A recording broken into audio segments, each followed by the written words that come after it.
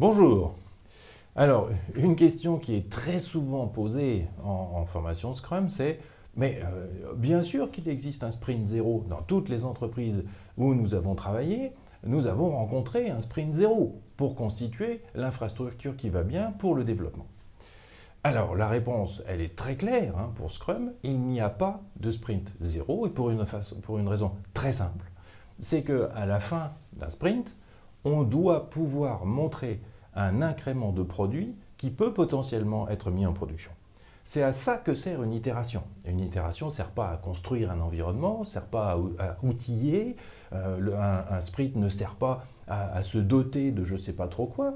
Non, un sprint, c'est fait pour livrer à un utilisateur, en tout cas à montrer des fonctionnalités qui fonctionnent, qui marchent, comme son nom l'indique, et qui potentiellement puissent être mises en production par le product owner. Donc il est hors de question de terminer un sprint sans rien avoir à montrer à un utilisateur, sans ne rien avoir construit de visible pour l'utilisateur, qui soit du domaine des fonctionnalités, bien entendu. Donc pour Scrum, c'est très clair. Il ne peut pas y avoir de sprint zéro parce qu'à la fin de travaux d'architecture ou d'infrastructure, il n'y a rien à montrer. On a juste monté ce qu'il fallait au niveau du data center, des baies de stockage, je sais pas trop quoi, de la virtualisation, tout ce que vous voulez, des composants, qui va juste permettre de travailler. Et bien ça s'appelle en aucun cas un sprint zéro. Ça s'appelle des travaux préparatoires. Et d'ailleurs, on le dit très bien dans Scrum, on dit que si l'infrastructure n'est pas en place pour permettre les travaux de développement, et bien à ce moment-là, l'entreprise n'est pas prête, en tout cas pour ce projet-là, à Scrum.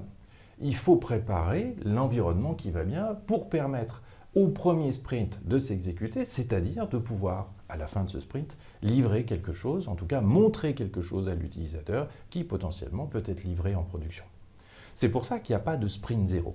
Et c'est pour ça également qu'une livraison itérative et incrémentale pilotée par Scrum fait partie tout naturellement d'une gestion de projet classique qui, elle, doit avoir anticipé les besoins en infrastructure, doit les avoir chiffrés, bien entendu, puisque c'est pas parce que je fais du Scrum que j'ai pas besoin de budget, c'est pas parce que je fais du Scrum que j'ai aucune idée de la temporalité des choses, c'est pas parce que je fais du Scrum que j'ai pas de délai. Bien sûr que non.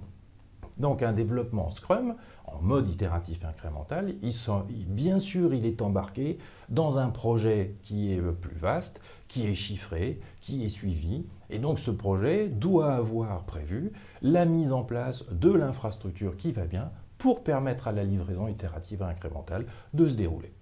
Voilà pourquoi il n'y a pas de sprint zéro, et voilà pourquoi, dans le même temps, je vous l'ai fait un peu rapide, il faut que tout ça soit intégré dans une gestion de projet classique.